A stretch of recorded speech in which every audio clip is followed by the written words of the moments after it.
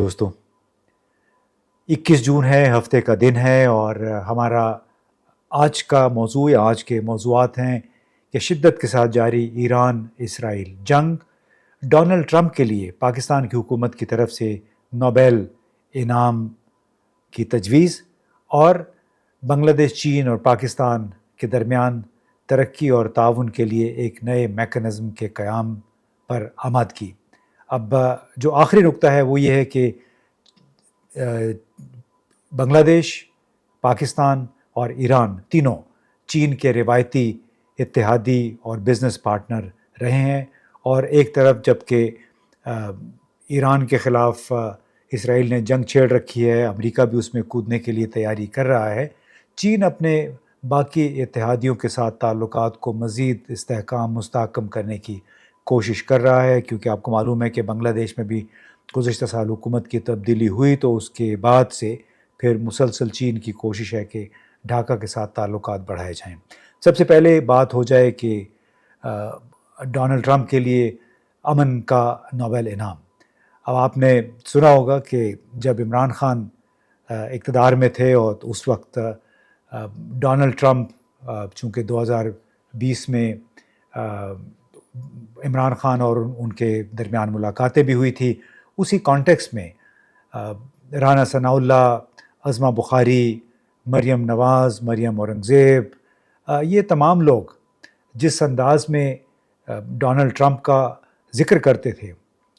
اور جس طرح وہ عمران خان اور ڈونلڈ ٹرمپ کا موازنہ کرتے تھے، اس کا لب لباب کچھ ایسی ہے جو کہ عظمہ بخاری کے میں دیکھ رہا تھا ایک ویڈیو کلپ،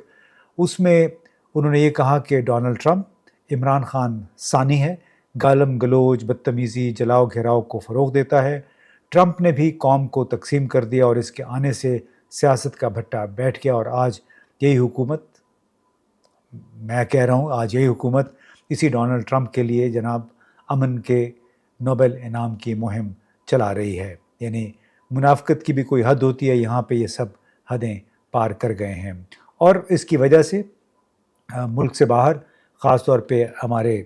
پڑوسی بھارت میں پاکستان کا بہت مذاق اڑ رہا ہے، اور وہ یہ کہہ رہے ہیں کہ اگر خوش آمد اور کاسا لیسی کے لیے کوئی نوبل انعام ہوتا تو پھر پاکستان کی موجودہ حکومت کو ملنا چاہیے تھا۔ اسی حوالے سے جتنے بھی سینئرس لوگ ہیں پاکستان میں، انہوں نے بڑی ایک منفی رد عمل کا اظہار کیا ہے، اور خاص طور پہ ہماری سابق سفیر ملیحہ لودھی صاحبہ، جو کہ بڑے ناپ تول کے الفاظ کا استعمال کرتی ہیں، نپی تلی بات کرتی ہیں، انہوں نے بھی اپنے ایک ٹویٹ کے ذریعے کہا ہے کہ یہ بدقسمتی کی بات ہے کہ حکومت ڈونلڈ ٹرمپ کو امن کے نوبل انعام کے لیے اس کی سفارش کر رہی ہے، کیونکہ ڈونلڈ ٹرمپ ایک ایسا شخص ہے جس نے غزہ میں اسرائیل کی نسل کشی کی جنگ کی حمایت کی، اور ایران پر اس نے مبینہ طور پر جو حملے ہیں اس کی بھی حمایت کی ہے۔ اور آپ کو معلوم ہے کہ ڈونلڈ ٹرمپ تو بلکہ اب سوچ رہے ہیں، ہو سکتا ہے 1-2 دن میں وہ فیصلہ بھی کر دیں کہ ایران کے خلاف جنگ میں امریکہ نے براہ راست شامل ہونا ہے یا نہیں۔ تو لب لباب اس بات کا یہ ہے کہ اپنے جذبات میں آ کے ہمارے حکومتی اہلکاروں نے، عہدیداروں نے یہ فیصلہ تو کر دیا ہے، لیکن اس سے پاکستان کی دنیا بھر میں بڑی جگ ہسائی ہو رہی ہے۔ اب چونکہ اس کا تعلق یہ فیصلہ general field marshal Asim Munir کے دورہ واشنگٹن کے فوراً بعد ہوا ہے، اسی وجہ سے اس کا کانٹیکسٹ بھی تبدیل ہو گیا ہے، اور یہ کہا جا رہا ہے کہ یہ ہائبرڈ حکومت، یعنی سول اور ملٹری حکومت دونوں کا ایک مشترکہ فیصلہ ہے۔ یہ اس کی ابھی وضاحت ہونی باقی ہے، لیکن یہ بات ضرور ہے کہ اس سے پاکستان کا جو بین الاقوامی امیج ہے اس میں کوئی اضافہ نہیں ہوا، بہتری نہیں ہوئی۔ اس کے ساتھ ساتھ جو ایران اسرائیل کی جنگ ہے، اس میں جو تازہ ترین خبر یہ آئی تھی کہ اصفہان میں جو نیوکلیر فیسلٹی ہے ایران کی، اس پہ اسرائیل نے حملہ کر دیا ہے، اور دوسری طرف اسرائیل کی طرف داغے گئے کچھ میزائل جو ہیں وہ شام کی حدود کے اندر قائم ایک آئل ریفائنری پہ جا کر گرے ہیں، جس سے بہت بڑی آگ بھڑک اٹھی ہے۔ تو ایسا لگ رہا ہے کہ یہ معاملہ اب صرف اسرائیل کا نہیں رہا ہے، بلکہ اس کے آس پاس جتنے بھی ممالک ہیں وہ سب اس کی اب زد میں آ سکتے ہیں، کیونکہ میزائل کا تو نہیں پتہ 100-200 کلومیٹر اگر ادھر ادھر ہو جائے تو، اور بڑی آسان سی بات ہے کہ اسرائیل درمیان میں، اس کے ارد گرد اردن ہے، شمال میں شام ہے، اور اسی طرح اس کے شمال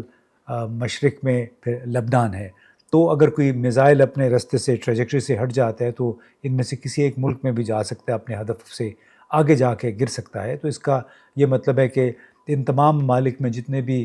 آبادی ہے، فوجی ٹھکانے ہیں، تنصیبات ہیں، وہ تمام جو ہیں اس وقت خطرے سے دوچار ہیں. اب اس کے ساتھ ساتھ دوسرا پہلو یہ بھی ہے کہ ایران نے میزائلوں کے حوالے سے جو حکمت عملی اختیار کر رکھی ہے کہ ابتدا میں اس نے میزائل داغے تھے، بیلسٹک میزائل بھی داغے تھے، اور اس کے ساتھ ساتھ چھوٹے میزائل بھی جا رہے تھے. اس کی وجہ سے اسرائیل نے اپنے جو انٹرسیپٹر میزائل ہیں، جو آئرن ڈوم کے تحت ریلیز کیے جاتے ہیں، وہ بہت زیادہ انہوں نے جواب میں بھیجے تاکہ ایرانی میزائلوں کو روکا جا سکے. تو پہلے شروع میں محض 10 سے 15% ایرانی بیلسٹک میزائل جا کے اپنے نشانوں پہ لگے تھے، وہ بچ گئے تھے آئرن ڈوم سے. لیکن ابھی بتایا جا رہا ہے کہ 50 سے 60% بیلسٹک میزائل اور دوسرے میزائل وہ جا کے اپنے ٹھکانوں پہ گر رہے ہیں، جس سے یہ لگتا ہے کہ اسرائیل کا جو ایئر ڈیفنس سسٹم ہے آئرن ڈوم کے تحت، وہ اب کافی ولنریبل ہو گیا ہے. اس کی صلاحیت شاید کم ہو گئی ہے، اور شاید اس کے پاس اب جو انٹرسیپٹر ایرو میزائلز ہیں وہ ان کی کافی کمی پڑ گئی ہے. تو اس لحاظ سے لگتا یہ ہے کہ ایران نے ابتدا میں جو پالیسی اختیار کی تھی وہ کامیاب رہی، اور اب اس کو موقع مل رہا ہے زیادہ سے زیادہ میزائل داغ. کم از کم بتایا جا رہا ہے کہ 600 کے قریب بیلسٹک میزائل ایران اب تک بھیج چکا ہے اسرائیل کی طرف. اور اب لگ یہ رہا ہے کہ بلکہ یہ تو وال اسٹریٹ جرنل اور نیو یارک ٹائمز میں بھی خبریں آئی تھیں کہ اسرائیل کے پاس انٹرسیپٹر میزائل جو ہیں ان کی اب خاصی کمی ہو رہی ہے، اور روزانہ اس پہ کم از کم $100 ملین صرف اپنے فضائی دفاعی نظام کے لیے اس خرچ ہو رہے ہیں، کیونکہ بڑے مہنگے یہ میزائل ہیں. اب دوسری طرف اگر دیکھیں ہم، ایک اور ڈیولپمنٹ ہوئی، وہ پاکستان کے نقطہ نظر سے پازیٹیو ڈیولپمنٹ ہے، اور وہ بھارت کے لیے اچھی نہیں ہوگی، کیونکہ اس کے جو سیاسی جغرافیائی خدشات تھے پاکستان، چین، بنگلہ دیش کے حوالے سے، ہو سکتا ہے وہ اب حقیقت بن رہے ہوں. کیونکہ بنگلہ دیش، پاکستان اور چین کی ایک سے فریقی ملاقات ہوئی ہے کونمنگ میں، یونان پروونس ہے چین کا، وہاں پہ، اور ایک دفتر خارجہ وزارتوں پہ مشتمل ایک سے فریقی مشاورتی میکنزم قائم کیا گیا، اور اس کا مقصد تینوں ممالک کے درمیان تعاون اور مواصلات کو بڑھانا ہے. پہلی جو سے فریقی مشاورت ہوئی تھی اس میں چین کے نائب وزیر خارجہ سون ویڈونگ، بنگلہ دیش کے قائم مقام سیکرٹری خارجہ رول عالم صدیقی، اور پاکستان کے ایڈیشنل سیکرٹری خارجہ عمران احمد صدیقی نے اس میں شرکت کی. ہماری خارجہ سیکرٹری آمنہ بلوچ نے اس میں ویڈیو لنک کے ذریعے شرکت کی. اور بنیادی طور پہ اس کا مقصد یہ لگتا ہے کہ چین اپنے تمام جو پڑوسی ممالک ہیں ان کے ساتھ تعلقات کو مزید وسعت دینا چاہتا ہے. ایران بھی اس کے پارٹنرز میں شامل ہے، بزنس پارٹنرز میں اور اسٹریٹجک پارٹنرز میں. اب کوشش کی ہے کہ تاثر یہ دیا جائے کہ ہمارے جتنے بھی اسٹریٹجک تجارتی پارٹنر ہیں، روایتی ہمارے اتحادی ہیں، ان کے ساتھ ہم تعلقات زیادہ سے زیادہ ان کو استحکام دیں. اب بنگلہ دیش کا جہاں تک تعلق ہے، آپ کو معلوم ہے یہ سمجھا جاتا تھا کہ یہ بنیادی طور پہ بھارت کی جیب میں ہے. بھارت، شیخ حسینہ جب تک وہ وزیر اعظم رہی اگست 2024 تک، اس وقت تک بنگلہ دیش مکمل طور پر سمجھیں کہ بھارت کے حق میں تھا. اس کا تمام تر پلڑا جو تھا بھارت کی طرف جھکا ہوا تھا. اب اسی کانٹیکس میں اس وقت ایک تنازع بھی چل رہا ہے، اور تنازع ہے وہ مسلح افواج کے سربراہ جنرل وقار الزماں اور جو عبوری انتظامیہ کے چیف ہیں محمد یونس. جنرل وقار الزماں نے ایک موقع پہ کہا تھا کہ جنرل انتخابات دسمبر میں ہو جانے چاہیے، جبکہ ان کا بنیادی طور پہ ان کا یہ شاید یہ خیال ہے کہ جو غیر یقینی صورتحال ہے وہ ختم ہو جانی چاہیے. لیکن چیف ایڈوائزر محمد یونس بار بار کہہ چکے ہیں کہ انتخابات بنگلہ دیش میں آئندہ سال جون میں کرائے جائیں گے. اس وقت تک اصلاحات پر زور و شور سے عمل جاری ہے اور اس میں سیاسی تشدد کے مرتکب افراد کا ٹرائل ہے, اسٹرکچرل اصلاحات ہیں, اور تیسری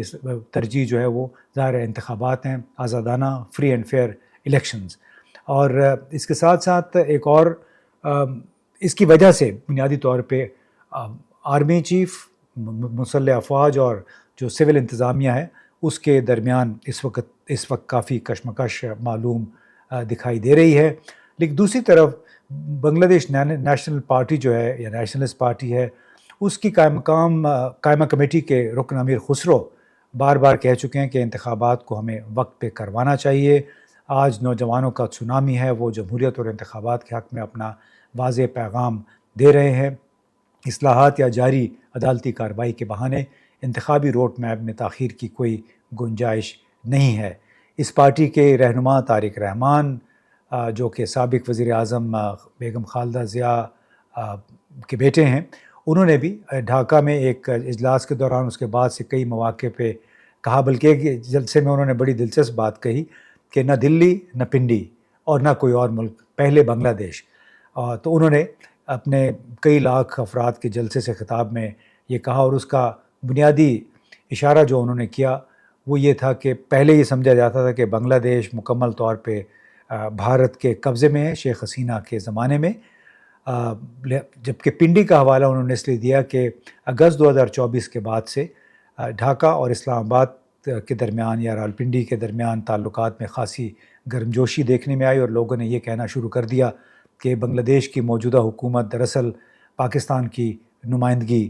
کر رہی ہے. تو اسی لیے طارق رحمان نے یہ کہا کہ نہ پنڈی نہ دلی بلکہ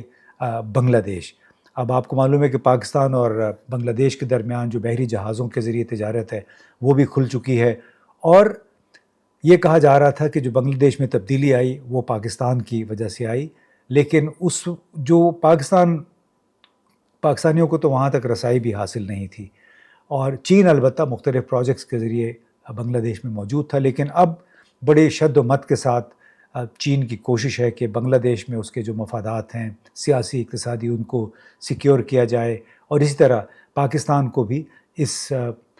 ٹرائنگل میں ایک رکھا جائے, کیونکہ چین اب فائنلی اسرائیل ایران تنازع کے حوالے سے مجھے یہ لگ رہا ہے کہ یہ تاثر دے رہا ہے کہ ہم اپنے اتحادیوں کو نہیں چھوڑیں گے, اور اسرائیل کے 2 بحری جہاز جو کہ الیکٹرانک سرویلنس کرتے ہیں وہ بھی خلیج فارس میں اس وقت موجود ہیں, اور یہ بھی کہا جا رہا ہے, معلوم نہیں کس حد تک درست ہے, کہ اب وہاں سے کوئی فوجی کمک بھی شاید پہنچنے والی ہو براہ ٹرین کے ذریعے یا پھر بحری جہازوں کے ذریعے. یہ بڑا ایک سینسٹیو مشن ہوگا, لیکن بہرحال چین کی طرف سے اس وقت جو مسلسل میسیجنگ ہو رہی ہے پاکستان, بنگلہ دیش, ایران کے حوالے سے کہ ہم اپنے اتحادیوں کا ساتھ کبھی نہیں چھوڑیں گے, ان کے ساتھ کھڑے رہیں گے, اور کسی بھی مشکل وقت میں ہماری خدمات ان کے لیے حاضر ہوں گی. کس حد تک اب چین اس خاص طور پہ ایران کے معاملے میں آگے آتا ہے, کس حد تک وہ براہ راست اس تنازع میں شریک ہوتا ہے, اگر اس میں امریکہ نے بھی اسرائیل پر حملے شروع کر دیے, تو یہ ابھی دیکھنا باقی ہے. اب شاید آئندہ 2-3 دن میں یہ بھی واضح ہو جائے.